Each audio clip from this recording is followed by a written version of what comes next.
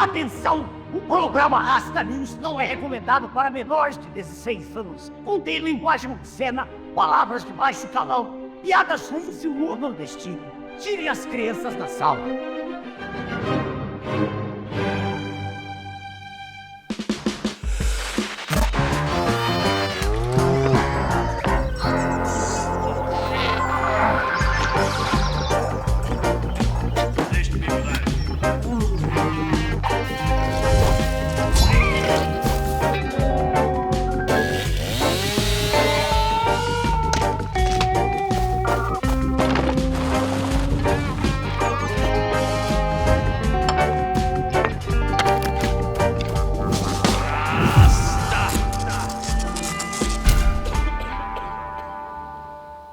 Boa noite, embaixadores. Boa noite, rastas e rastas. Sejam bem-vindos a mais um Rasta News, o seu jornal semanal isento de notícias. Ordem, progresso ou apenas a boa e velha bigodagem? No Rasta News de hoje, falaremos sobre o dia em que um marechal doente, um filósofo lunático e um cavalo nervoso fundaram um país que até hoje não sabe o que é. No Rasta News de hoje, Proclamação da República. Dizem que quem faz a unidade política de um país é o seu povo. No Brasil, nós discordamos. Quem faz a unidade política é a própria unidade política. Nesta corrida de medalhões, ilustres desconhecidos, ministros e milicos, Esaús e Jacós, difícil é encontrar este tal de povo. Assim nasceu a nossa república, assim cresceu a nossa república e até hoje o despautério só caminha nessa república. Antes do 15 de novembro, o país já vinha com a febre baixa. Perceber o fim do império só como queda de regime é perder de vista o pano de fundo cultural que deu forma ao Brasil ao longo do século XIX. Mais do que um arranjo provisório, a monarquia brasileira foi continuidade histórica da velha monarquia lusa transladada para cá desde 1808, consolidada no Reino Unido de 1815 e reorganizada na independência de 1822. A Constituição de 1824, com o seu poder moderador, expressava institucionalmente esse espírito de compromisso, um centro arbitral sobre um parlamento representativo. Esses dados são pacíficos. O que deles se conclui é tema de interpretação. Historiadores, como Capistrano de Abreu, Pedro Calmon ou o próprio João Camilo de Oliveira Torres, por trilhas diferentes, chamam a atenção para a tensão existente entre uma máquina política que funcionava e a dificuldade do país em elaborar uma filosofia clara do próprio regime.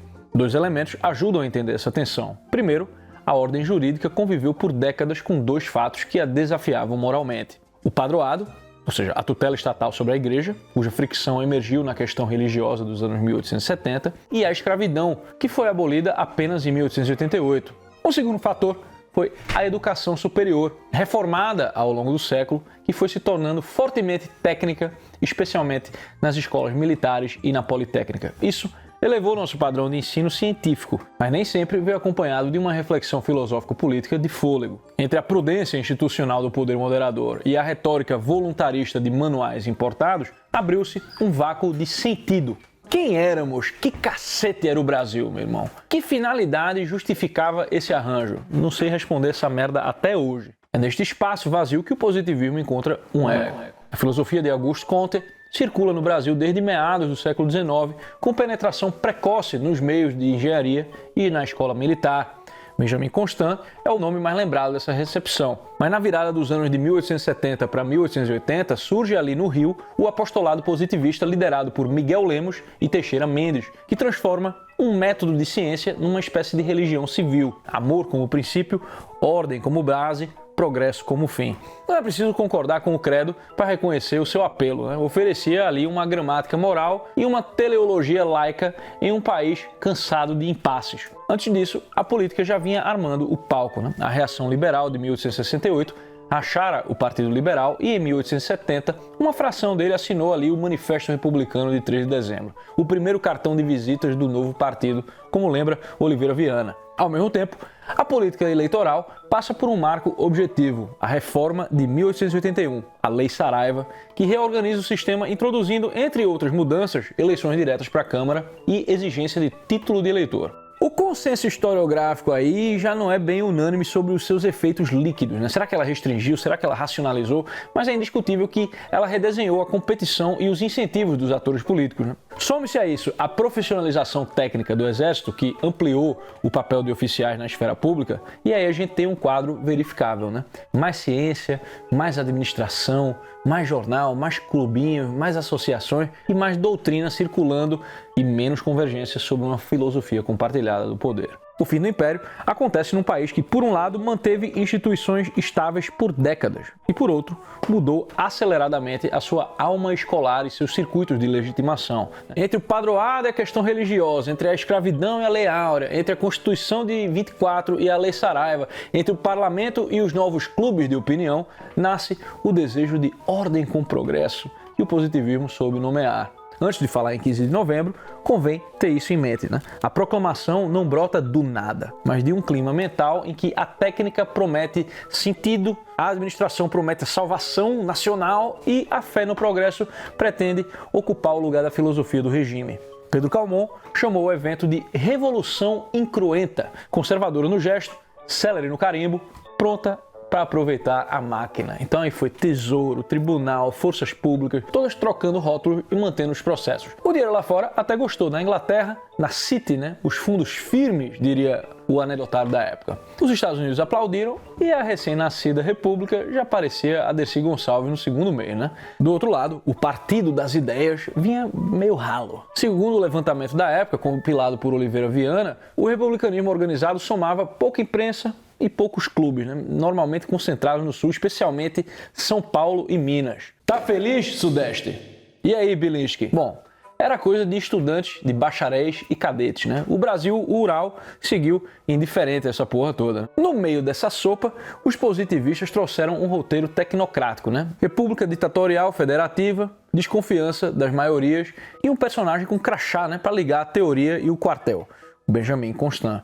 O resultado foi o que o Calmon descreve como um acordo de compromissos que virou na prática a famosa República Imperial, autoritária na origem, concentrada, mas com um discurso de liberdade e de progresso, né? Não foi o povo que escolheu esse regime, foi o regime que se escolheu em nome do povo e depois pediu para que a gente assinasse ali embaixo, né? A gente está fazendo isso até hoje. Agora, uma confusão comum que costuma surgir quando a gente fala que o povo permaneceu mais por fora que o bem-te-vi do Felipe Neto é meio que jogar a lambança da República toda no colo dos militares, né? É importante lembrar que no Brasil nunca faltou crocodilo e existe uma distinção particular entre povo e civil político, né?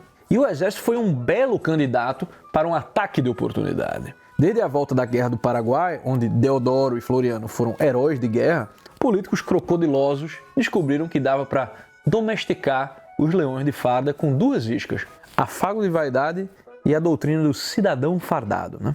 É o famoso 2 em 1, civil de opinião, militar de munição, né? Em 1886 e 87, rolaram brigas entre oficiais e parlamentares, né? Os casos Cunha Matos versus Simplício de Rezende, Sena Madureira versus Franco de Sá, viraram uma questão militar, né? Comício de oficial, honra da farda em modo inflamável e Deodoro ali presidindo reunião no recreio, né? O telégrafo virou o grande tambor do negócio, né? Cada atrito local estourava como se fosse uma ofensa coletiva. Deodoro funcionou muito porque ele era o totem de todas as tribos. Os conservadores enxergavam nele o nosso Caxias, os liberais faziam sala para ele, os republicanos cortejavam ele de vez em quando. Ele era veterano, prestigiado, popular na tropa, né? Sem grandes amarras doutrinárias e com a bronquite como um álibi épico, perfeito, para ser pivô de um consenso negativo. Na véspera da proclamação, circularam boatos de que o gabinete Ouro Preto mandaria prender Deodoro e mandaria dispersar batalhões, né? O chefe do conselho negou, mas a boa e velha janelagem já tinha feito seu serviço, né? Do outro lado,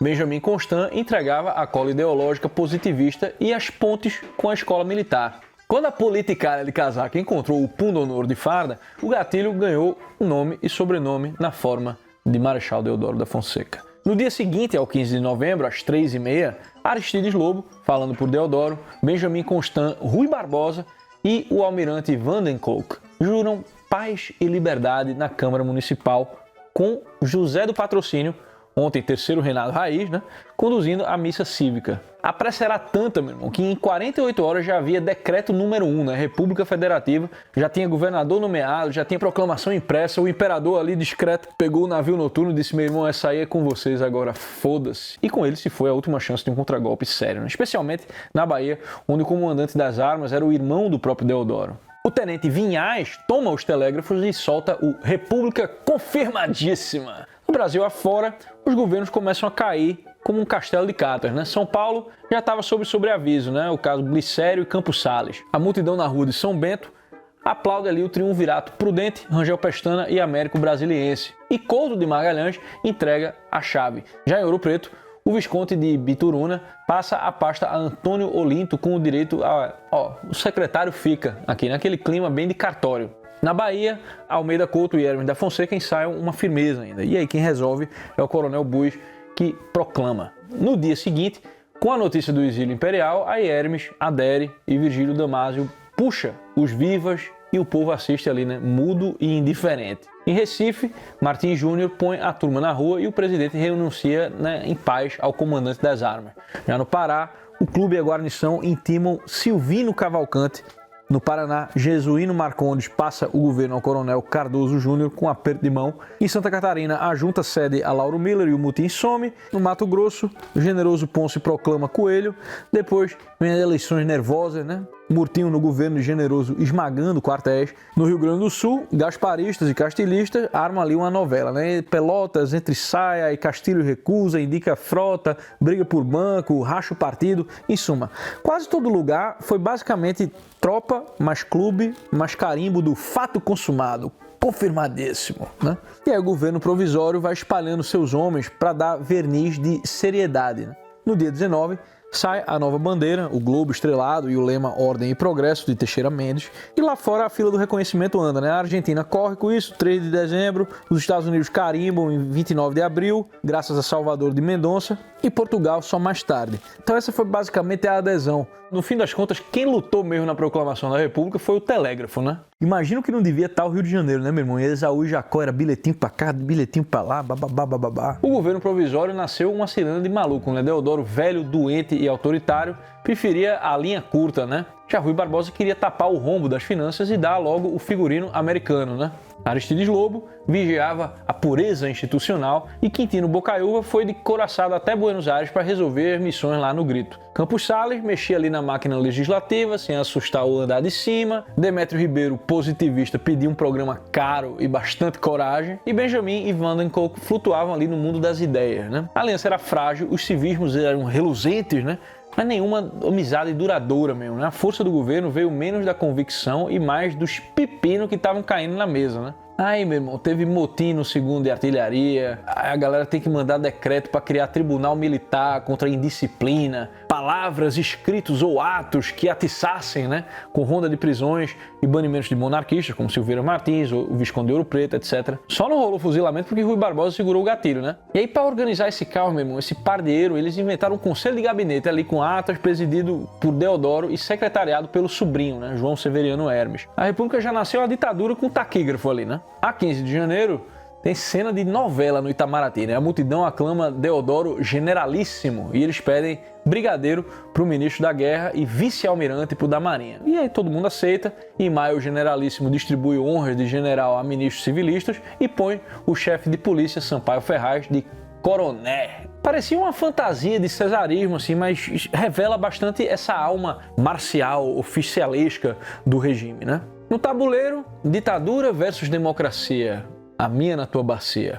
O Barbosa empurra a Constituinte, vence com o decreto de 21 de dezembro, enquanto o bloco positivista ainda sonha com a ditadura forte, né? Resultado, o positivismo perdeu a rodada dentro do gabinete, mas deixou ali o seu cheiro de pólvora e as suas marcas ideológicas, né? Então, veio o estalo financeiro. Em 17 de janeiro de 1890, sem ouvir todo mundo, o Barbosa libera emissões bancárias, né, que é o motor do encilhamento. A ideia era dar uma elasticidade à moeda e crédito à lavoura e à indústria. O efeito colateral, cassino a céu aberto, meu irmão. E a mesa do ministério virou então um ringue. Cai Demétrio, entra Glicério, Aristides Lobo sai, entra Cesário Alvim. Para piorar, a solução de Quintino Bocaiúva para as missões estoura na opinião pública e o próprio governo precisa desdizer o embaixador de si mesmo, né? Daí em diante, meu irmão, a ditadura vai cambaleando de soluço em soluço até o desfecho que você já conhece. Golpe, fecho do Congresso, renúncia e a fila de turbulências que entrega o palco ao Marechal número 2, Floriano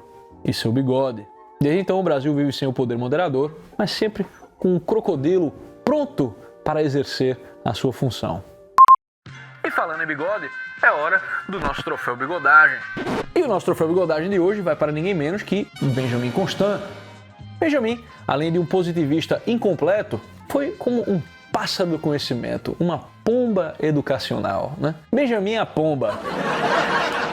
Se a nossa educação já sofreu com os efeitos do Marquês de Pombal, outrora nosso lareado, Benjamin logrou transformar a escola brasileira num híbrido entre o Politécnico de Hogwarts e a Taboara da República de Platão, né? Logo após a proclamação da República, o nosso herói resolveu que a melhor forma de educar o povo seria jogando sobre o adolescente brasileiro o equivalente pedagógico de um golpe de Estado curricular, né? Era o início da chamada Reforma Benjamin Constant, o primeiro update educacional do país e, como todo update brasileiro, deu tela azul, né?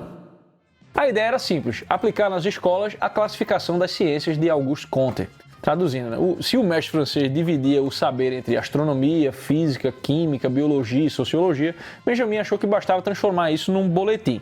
O resultado, o currículo virou uma planilha positivista com 7 séries de tortura iluminada, né? Aritmética, álgebra, francês, ginástica, música, cálculo diferencial, mecânica celeste, grego, sociologia e revisão geral, né?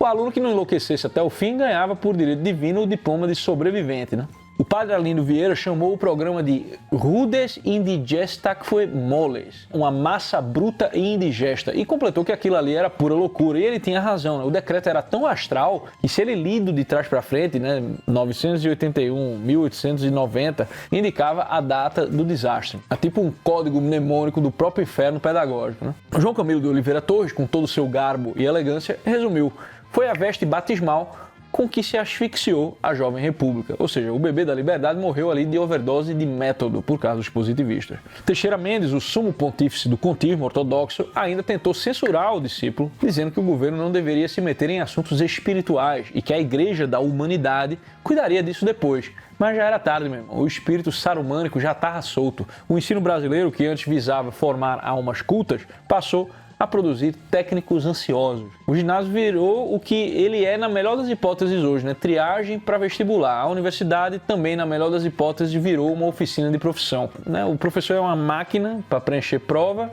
e o aluno é um aspirante a funcionário público, né? Nascia ali a mais duradoura maldição do Brasil moderno, né? Que é o espírito positivista inconsciente que disputa com a mentalidade revolucionária mais obtusa qual que é a maneira mais estúpida de se servir ao Estado, e que comumente a gente chama de direita e esquerda de acordo com a nossa preferência de inópia mental. É um tipo de mentalidade que acredita que só é ciência o que dá para medir, só é conhecimento o que serve para ganhar salário e só é educação aquilo que prepara para o Enem.